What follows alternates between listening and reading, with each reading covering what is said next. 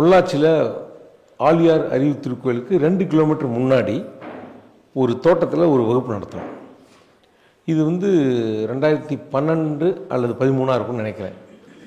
அப்போ என்னென்னா நாம் அப்போலாம் என்ன நினச்சிட்டு இருந்தோன்னா, ஐயாவுடைய கருத்தை புரிஞ்சுக்கணும் அப்படின்னா ஒருத்தர் ரொம்ப தீவிர தேடுதல் இருந்திருக்கணும், ஓசோன்கள் நிறையா படிச்சிருக்கணும், ஜேகேவில் ரொம்ப ஈடுபாடாக இருந்தவங்க படிச்சிருக்கணும், ரமணனுடைய நான்யார் விசாரணை இருக்கணும், அது இல்லாமல் வேதங்கள்லாம் நல்லா கற்றுக்கிட்டாங்கன்னா இன்னும் ஈஸியாக இருக்கும்னு நாங்களாம் நினச்சிக்கிட்டு அங்கே பொள்ளாச்சியில் நடந்த கேம்புக்கு அப்படிப்பட்டவங்களையா இன்வைட் பண்ணணும்.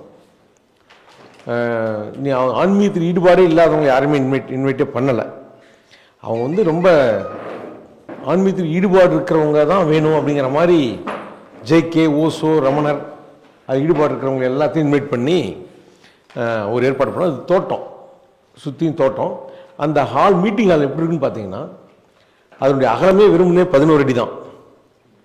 நீளம் பார்த்தீங்கன்னா 100 அடிக்கு பக்கமாக இருக்கும். ஆமாம், லென்த்தாக இருக்கும். 70-86 அடி இருக்குன்னு வச்சுங்களேன்.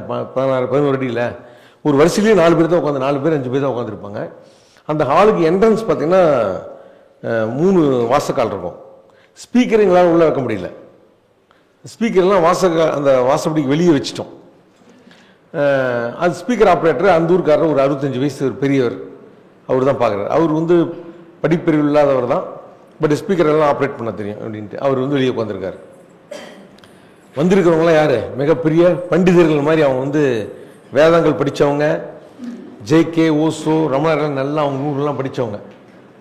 ஐயாவும் ஸ்டார்ட் பண்ணுறாரு வகுப்பை. நம்ம எல்லாம் சொல்லி அகத்தில் வேலையே இல்லை அப்படின்னு சொல்லிட்டு ஐயா சொல்கிறார். எல்லாமே நம்ம அங்கே செய்வதற்கு அறிவுக்கு அகத்தில் வேலை இல்லை, நம்ம வேலையெல்லாம் வெளியே தான், அது எப்படி வேணாலும் இருக்கலாம் அப்படிங்கிற விளக்கம் கொடுத்துட்ருக்காரு. இவங்க வந்தவங்க நிறைய கேள்விகள் மாற்றி கேள்வி கேட்டுகிட்டே இருக்கிறாங்க. அப்படின்னா அந்த தாட்னா என்ன, அப்போ தாட் எங்கேருந்து வருது, இப்போ நீங்கள் சொல்கிறது நான் புரிஞ்சுக்கிறது தாட்டா, திங்கிங், அப்படின்னு நிறைய கேள்விகள் வந்துகிட்டே இருக்குது. கேள்வி மேலே கேள்வி கேட்டுட்ருக்காங்க. 3 நாள் முடிஞ்சிட்டு ஓரளவு தெளிவடைஞ்சும் டவுட்ஃபுல்லாகவும் உட்காந்துருக்காங்க. பாதி டவுட்ஃபுல்லாகவும் பாதி தெளிவடைஞ்சும் உட்காந்துருக்காங்க. குரூப் ஃபோட்டோ எடுக்கிறோம். நீங்கள் நம்ம குரூப் ஃபோட்டோ எடுக்க வேண்டியது.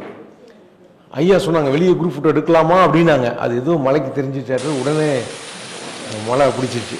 சரி, ஓகே, ஈவினிங் வெளியே ஒரு குரூப் ஃபோட்டோ எடுத்துடலாம், ஒரு 5 மணிக்கு டீ டைமில் நம்ம வெளியே குரூப் ஃபோட்டோ எடுத்துடலாம் அப்படின்னு ஐயா சொல்லியிருக்காங்க. சப்போஸ் அப்போ மழை வந்துட்டால் நம்ம இங்கே ஸ்டேஜ்லேயே உட்காந்து குரூப் ஃபோட்டோ எடுத்துடலாம் அப்படின்ட்டு இருக்காங்க.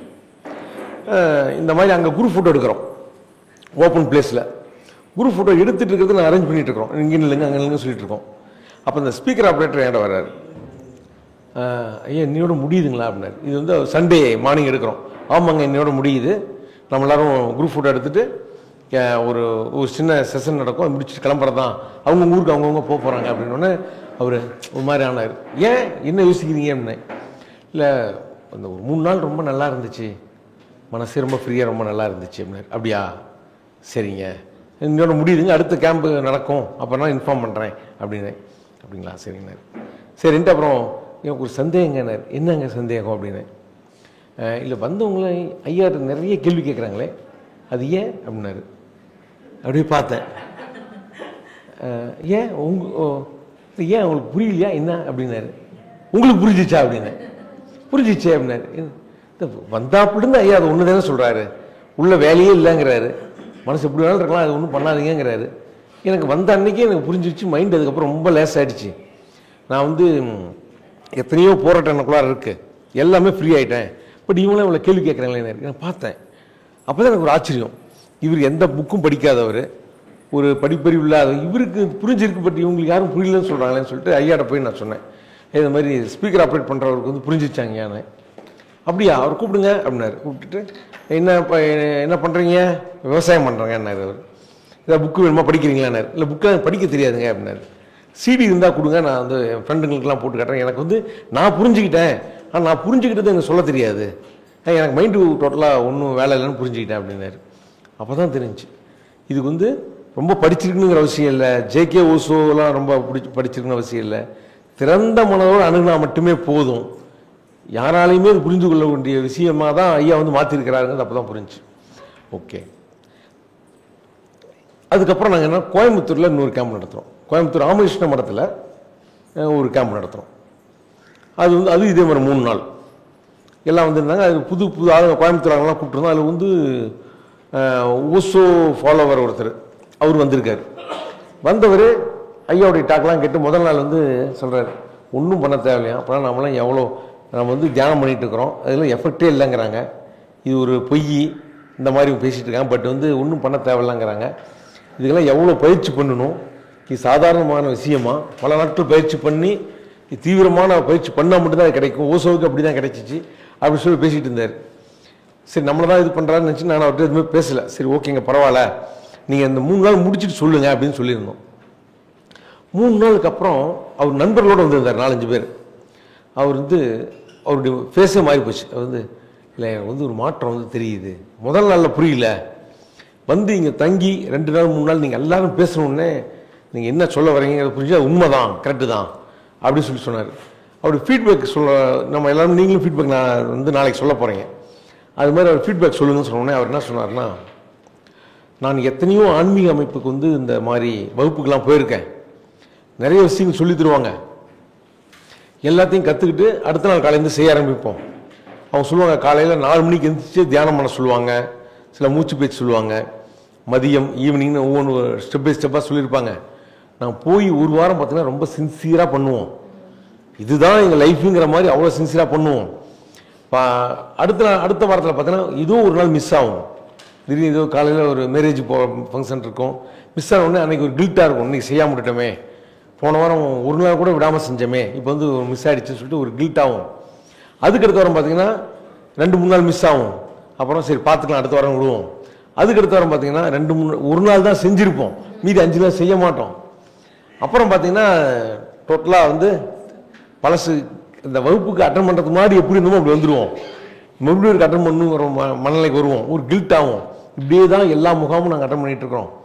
இந்த முகாம் விட்டு நான் போகும்போது அப்படி இல்லை, நான் இந்த முகாம் விட்டு போகும்போது நான் வேறு மாதிரி போகிறேன். அப்படி எந்த மாதிரி போகிறீங்க அப்படின்னு இப்போ தான் நான் வந்து ஒரு பள்ளிக்கூட மாணவன் வந்து கடைசி எக்ஸாம் எழுதிட்டு அந்த காலத்தில் மஞ்சள் பை எடுத்துகிட்டு போகும்ல ஸ்கூலுக்கு, அது மாதிரி இந்த மஞ்சள் பையை வந்து கடைசி எக்ஸாம் எழுதிட்டு இப்படி சுற்றி அடிப்பான், அது எங்கேயும் போய் ஆளுக்கு போய் மாட்டிக்கும், விளையாட போயிடுவோம்.